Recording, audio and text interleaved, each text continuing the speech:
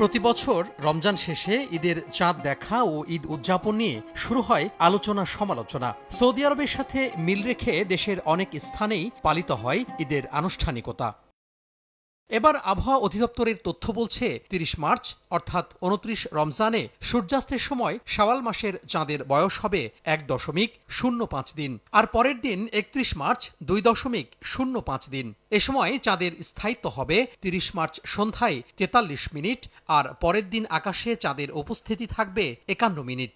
আবহাওয়া অফিসের তথ্য অনুযায়ী আকাশ মেঘমুক্ত থাকলে ৩০ মার্চ সন্ধ্যায় খালি চোখেই দেখা যেতে পারে শাওয়াল মাসের চাঁদ। সৌদি আরব সহ অন্যান্য দেশের সাথে একই দিনে ঈদ উদযাপনের বিষয়ে এবার আলোচনা উঠলেও ইসলামী চিন্তাবিদরা কোরআন এবং হাদিসের নির্দেশনাকেই মেনে চলার উপর গুরুত্ব দিচ্ছেন।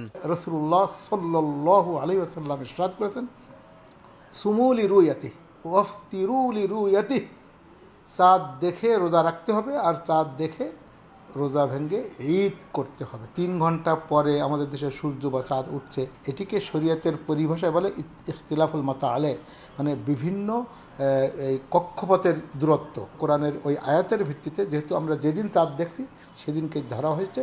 অন্যের সিরিয়ার চাঁদ দেখাকে সাহাবায়ে কেরাম যেহেতু গ্রহণ করেননি, আমরাও সেটির উপরে আমল করা হচ্ছে।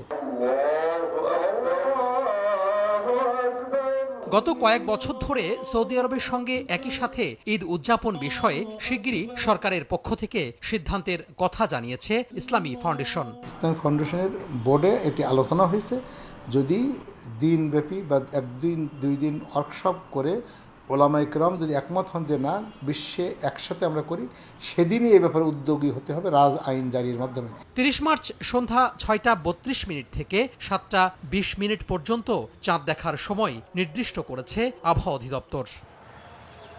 তোহা খান তামিম, সময় সংবাদ, ঢাকা।